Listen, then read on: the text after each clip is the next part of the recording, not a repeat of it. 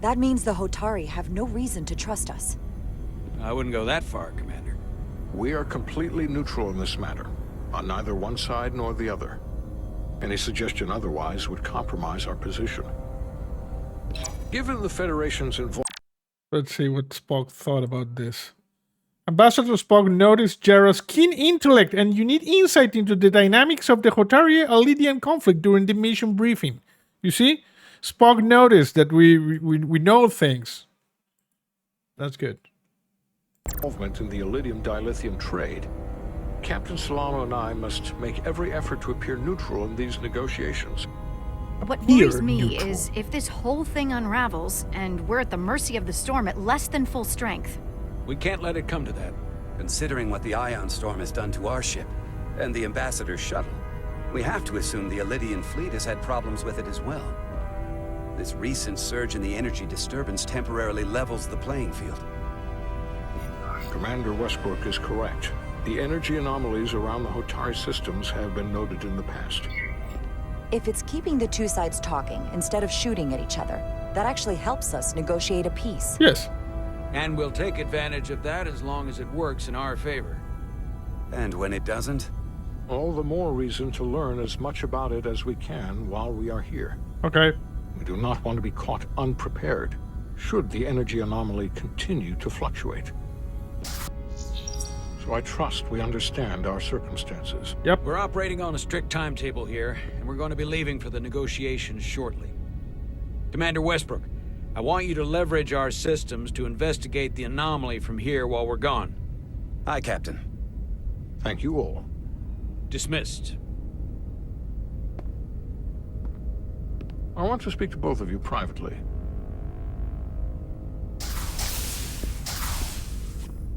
Ambassador Spock, I'd like to make a formal introduction. My first officer, Commander Jara Rydek.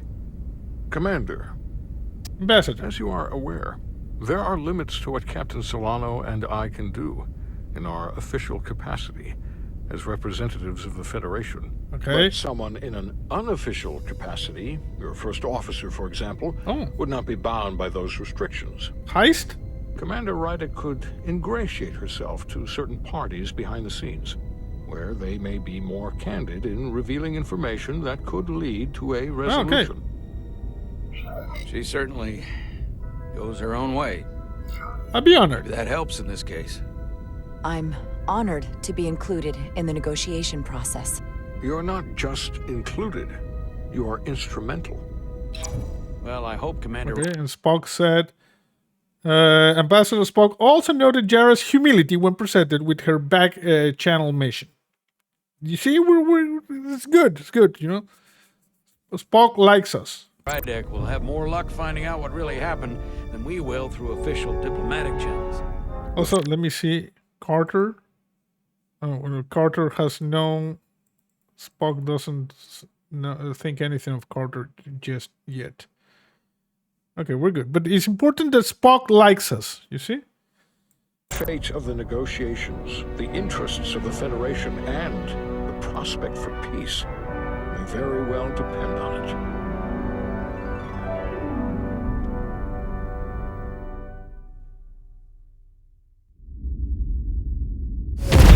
Jesus.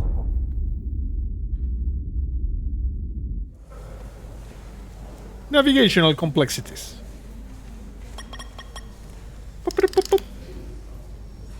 Oh, hello. Sorry for... Mr. Diaz, I understand you have already discussed the warp drive failure with Ambassador Spock? Yes. I have. It is imperative that the Ambassador's shuttle be flight ready. I need you both to ascertain the root cause of the system failures he encountered. Okay. I'm surprised, Commander. I thought you would have wanted to work on Ambassador Spock's shuttle yourself. I respect the Ambassador and his many accomplishments, but I do not derive any satisfaction from interacting with his shuttle as if it were somehow transubstantiated through its association with him. Especially when I have the entirety of this starship to concern myself with. Do you enjoy anything? Commander Chovak, is there anything you do enjoy? I take pleasure in the satisfaction of a job well done. I suggest you try it sometime. What a nerd.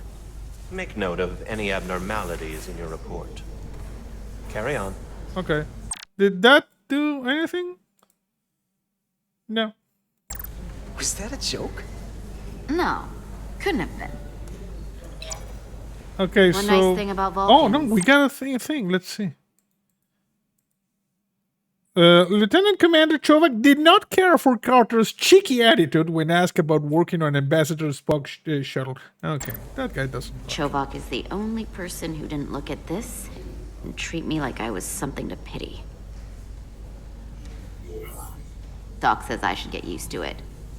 I'm sorry, Neil. Doesn't mean I want to be reminded of it every minute of the day. Makes you look tough. Hey, you won't get pity from me. I think it makes you look tough. As tough as you really are, that is. And that makes you sound pretty smart.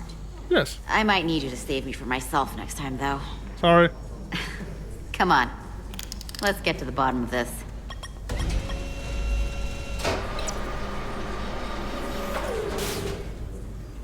Ready to go? Okay, let's see what... There was a change of development here. Ezra thought Carter was clever in his approach to appeasing her anger over his going first on the hull. She told me to go first. She was just going to jump inside. She has a symbiont. Also, I know what happens if I go in second. I get the scar and that's it. Same outcome. All set. Let's run the diagnostic. She's going to really be pissed when she learns about Miranda. Okay, let's just do the diagnostic. Begin diagnostics. Okay, that's okay. So, I know about your talk with Miranda. What? You do? Were you... She sent me a Priority 1 dispatch right after your conversation. What? I'm happy for you. Both of you. Up? Are you Thanks. sure you're happy? But I'm only going to tell you this once. Don't screw this up. Because I would be very unhappy if you tried this out and then, I don't know, 6 weeks or 6 days later, I have to start splitting holidays between the two of you. All because things went south and you're not on Are speaking you upset? terms. That just isn't gonna work for me. Are you upset? Not on your life, Diaz. But you need to be careful. I like my friends and I like our group. I don't want to lose that. Is that thing done? Yeah, it's wrapping up. Let's see.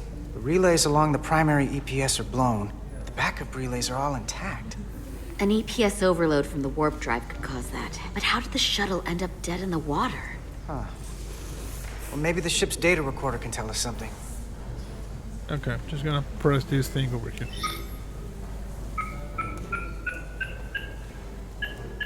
Here. They were only about 8 minutes from their plotted warp point. No faults, just those warnings. What are they? Well, what do I do? Okay, just press this. Subspace variance. Subspace variance out of tolerance. What does that mean? It means the main navigation array lost sight of space somehow. Will the array going offline cause that? Yes, but it should have also thrown a fault code. Well, there is a thing. It says event. Oh no, it's event 1052. Okay, and over here. The warp field became inverted suddenly. I've seen this happen when the center warp coil cracks. A cracked warp coil throws a fault code. Still, we should take a look. Okay, can I read this? Because I can read, you see, warp field inversion. Under normal operating conditions, the warp field generates on a plane parallel to the operating axis of the vessel. The warp field collimates from the warp pylons in a field pattern designated by the coil distribution, aligning a concentric spheroid pattern. A warp field inversion denotes a spheroid field pattern in a convex alignment to the operating axis of the vessel. Okay, let's just do this one. There was a complete warp cascade failure. Wow, they're lucky the shuttle didn't turn inside out. Makes me think the computer panicked on the warp field equation. Any one of these failures should have thrown a fault. If it was caused by a system failure. None of this caused the relays to blow. Roll forward to when that happened. Yes, ma'am. Okay. So here, they take a moment to get their bearings and they attempt to re-engage the warp drive. There. That's the relays blowing.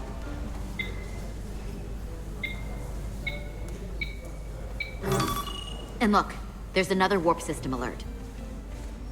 Okay. They're all the same. Subspace variants out of tolerance, or warp inversions.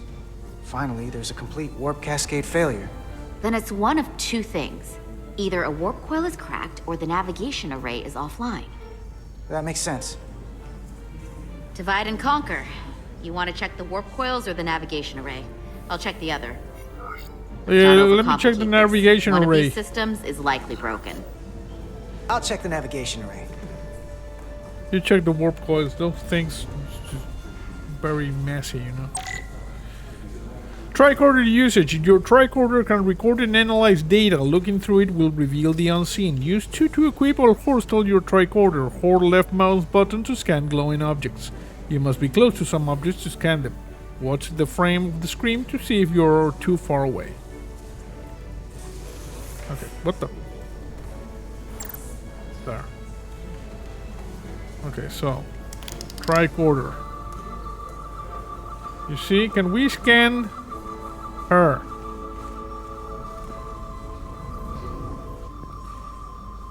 We should be able to scan the symbiont. No? Okay. Scanning this.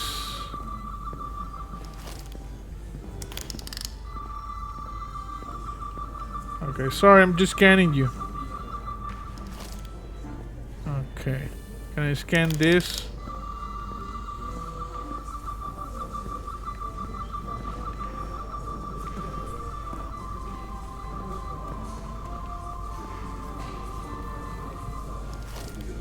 Okay.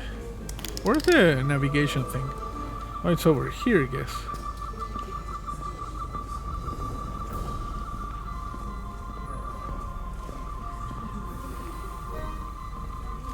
No. Which one is the shuttle? This is the shuttle, the Melville. Why am I seeing stuff here?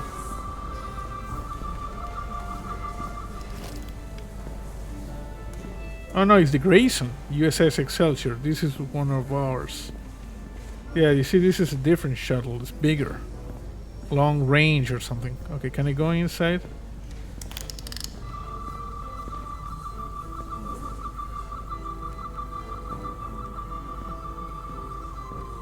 Okay.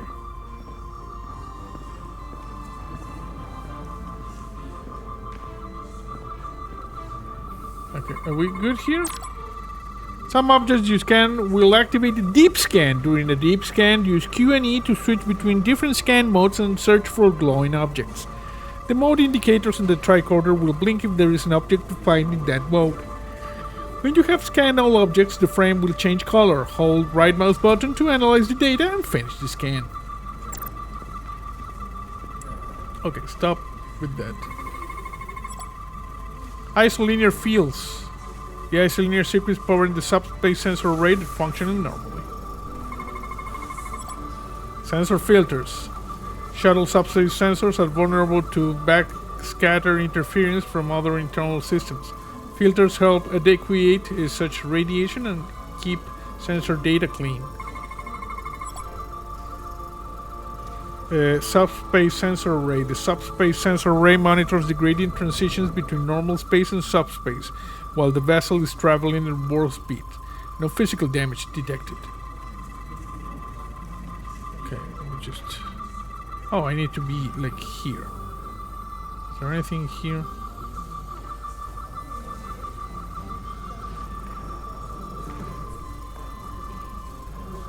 All anomalies scanned, I guess. Chem, rad, bio. You see? In the bottom part. There's no bio anomaly.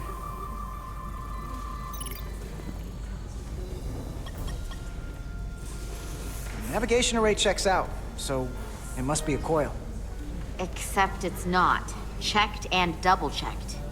Well, the readings don't lie. Here comes the security detail for the way team.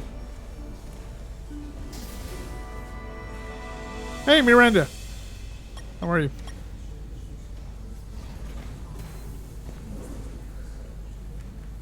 Hey. What's up? I'm not here. Oh. We're escorting the negotiating team to the surface as soon as they come down from the bridge. Awesome. I don't want to interrupt some important work. I was just hoping to see you before I go. The captain and the others will be here any minute now. Should be an interesting ride down to the surface. You have the important job. You're the one with the important job to do.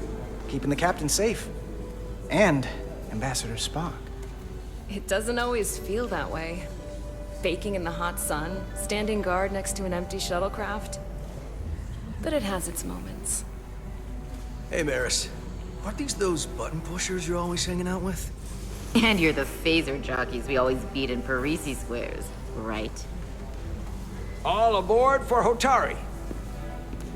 That another one of the captain's railroad things? Yes. Gotta be.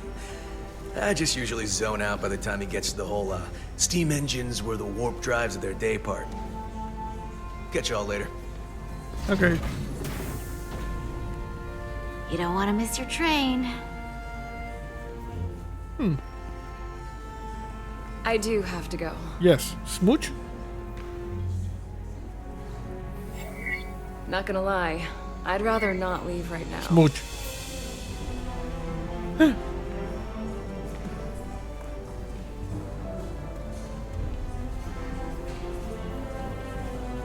That was nice. Yeah, it was. Save some of that for when I get back. You've got a deal.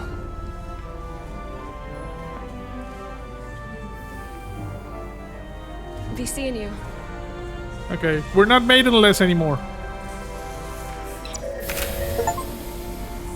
Chose to date Miranda. Okay, let me just check over here real quick. Miranda won't soon forget her romantic kiss with Carter when they were saying goodbye in the docking bay. Okay. It's Carter Diaz. If you could float back down to reality, we still have a ways to go. All right, where were we? So, the warp coils in the navigation array are fine, but the nav computer doesn't seem to think so. I'm out of ideas short of field stripping the shuttle from bow to stern. You wanna take this out of the shuttle and throw it on the bench? Oh, real hands-on maintenance. I like it. Yeah. Okay, the nav computer is patched into the ship. The ship's computer can double-check our work. If the shuttle's nav computer is putting out false data, we'll know it. Let's run through the shuttle's logs again. Running now. Okay, so I just get it there. Same. Warp field inversion and a cascade failure. However, the Resolute computer doesn't show the same subspace variance. We're in the same conditions that the shuttle was in when it failed. Why wouldn't the ship's computer get a matching result? I don't know. What if the subspace variance was a momentary occurrence? That's a possibility, and it would explain why the simulation under our current sensor readings failed to reproduce the issue. But a subspace anomaly strong enough to cause a warp field collapse would leave graviton ripples for days. Let's run with the momentary subspace variance theory for now. Roll forward to the shuttle's attempt to re-engage the warp drive. We need the conditions of space around the shuttle at the moment of warp failure. Resuming simulation. Okay. Keep simulating here. Whoop. Error in warp field calculation. Cochrane formula variables are out of range. That right there. Take the shuttle sensor data from that moment. Computer, why did the warp field calculation fail? Warp field pressure returned non-orthogonal. Results are undefined. That doesn't help. Wait, what if we use a different ship? Put the Resolute into the simulation instead of the shuttle. Yeah, it should warp just fine. Unless... Computer, run the simulation with the Resolute. Resolute simulated. Computer, Give me manual control on the warp power. Okay. Static field intensity, warp 1.1. 1.2. 3. Warp pressure is destabilizing. Error in warp field calculation. The warp drive has experienced a system-wide cascade failure. Warp field collapsed. Subspace variance is out of tolerance. Cochrane formula results are undefined. Bingo. What-o? The same moment when the shuttle failed to warp, so did the ship. Whatever happened to the shuttle just happened to us. The Resolute will not sustain warp. Oh, crap. We can't leave Hotari space.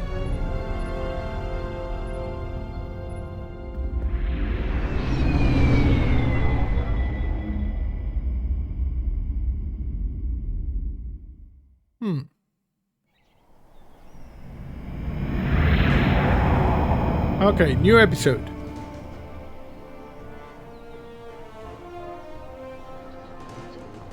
No? Same episode? Okay, same episode. Oh no, Seed of Power. You see, new episode. Ambassador Spock, Captain Solano. Hello. Welcome to Hotari. We are honored you have come. Hey, what's up? My name is Tylos Altaris, Minister of Diplomatic Affairs. The honor is ours, and this is Commander Jara Rydek, first officer aboard the U.S.S. Resolute. You'll find she has a keen mind, and unique insight into the dynamics between the Hotari and the Lydians.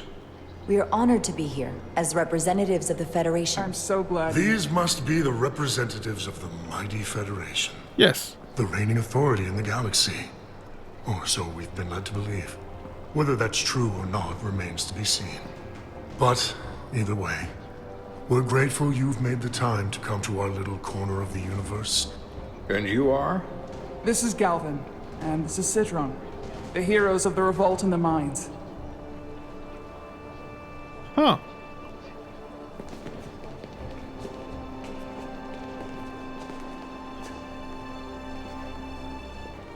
Let's hope this is the last time we ever have to come here. If you'll excuse me.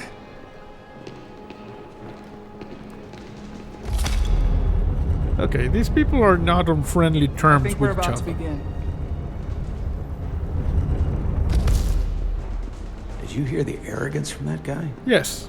I don't know what we're walking into here, but that guy was something. Something about his tone tells me this won't be easy. That was my sense as well. I doubt he speaks for all of Hotari, so I would urge patience until we speak with their queen.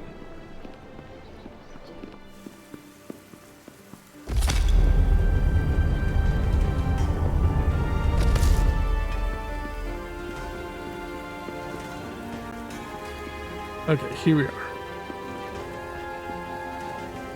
So these guys have a queen. That's the queen.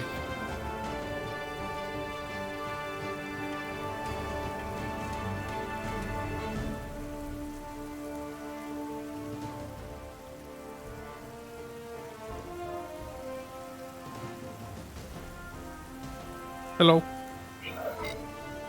Show deference.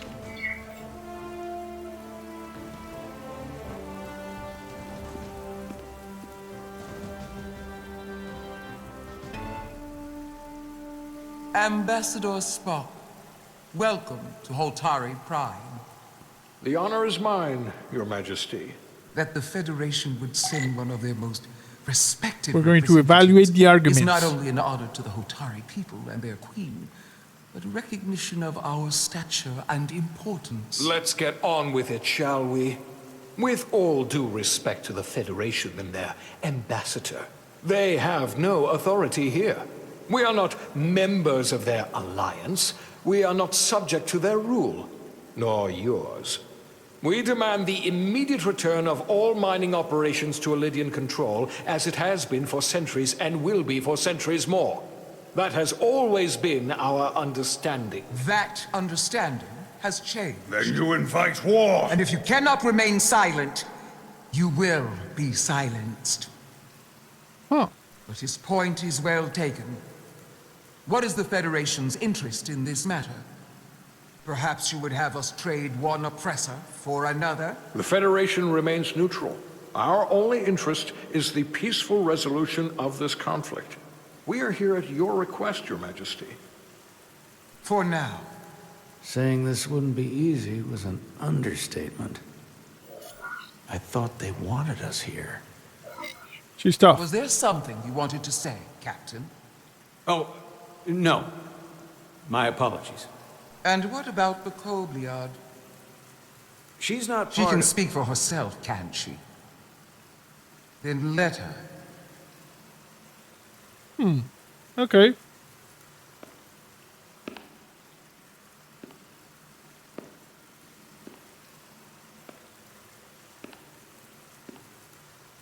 Why are we walking up the stairs?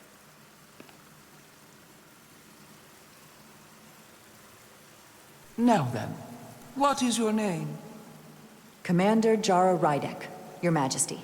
Being a Kobliad, you would know better than anyone. Your people suffered brutal treatment at the hands of the Cardassians. Their injustice towards the Kobliad is as unimaginable as it is unforgivable. Not unlike how we have been treated by the Elidians. As much as they'd have you believe they are the victims here, remember it was the Hotari who attacked us. Hundreds of innocent Elidians were slaughtered without mercy in those mines. The blood is on their hands, not ours. Quiet! If after all the Kobliad suffered, you finally had the chance to right that wrong, to get out from under their control, would you take it? Or would you negotiate a peace? I would right or wrong a piece. I can't speculate on this. I'm gonna say I would right or wrong. If the opportunity presented itself, and I wish that it had, more than you can know, then I would right the wrong without hesitation. Okay, let's see if that works. For the sake of the Kobliad, we suffered enough. Of course you would. It would be foolish This is what to do she wanted to hear. otherwise. The Federation is the most powerful, most advanced alliance in the galaxy. It's widely known we have an abundance of dilithium in our mines. And it's in your interest to secure a steady supply. Of course. Your Majesty, if I may. Ambassador Spock would have us believe you're here as a neutral party in the interest of peace. So why are you really here? I want the truth, not your Federation. Dilithium is a factor. It's possible the Federation has an interest in both peace and securing a steady source of dilithium. One does not preclude or prevent the other. But that's just my personal opinion. Given the Federation has done business with the Elidians for decades, I would agree. It's entirely possible, if not highly likely. Well, they haven't said. Okay, let's see what happened over here. So, Captain Solano thought Jara handled a complex situation as well as could be expected when the Hotari Queen put her on the spot in the Queen's chamber. Okay, what Spock thought. Ambassador Spock thought Jara performed well under pressure when she was being questioned by the Hotari Queen. That's awesome. Spock still likes us. That's the most important thing. Truth. Like, screw these The dilithium planets. trade would not and will no longer exist without Elidian involvement. We created it for the benefit of everyone, especially the Hotari. We've given them warp technology. We've let them share in the profits. We've made their lives infinitely better than before dilithium was discovered. All of that goes away if the Federation turns a blind eye to their treachery. That is enough of your lies! The Hotari are quite capable of running the mines. We've done so for centuries. So tell me, who deserves control of the dilithium trade and the mines on Tau? Oh, crap. Who should the Federation recognize? The Hotari or the Elidians? I'm gonna go with the Only be Hotari one for or the now. other, not both. If I have to choose only one, Sided with the Hotari at the it would negotiation. have to be the Hotari. Well said. How could the just and wise Federation make any other choice? This is an outrage. The Federation has lost all credibility. The mines are ours. Lydia will not be deterred. We will take back our mines by any means necessary. Then you will see more blood spilled. I am more than willing to address your concerns, Your Majesty. Yours as well, Representative. But I suggest we could have a more productive conversation with a smaller group. Perhaps only the most essential representatives.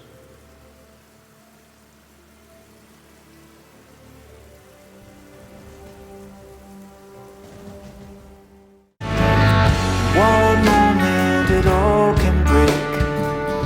You pinch yourself, but you're already awake.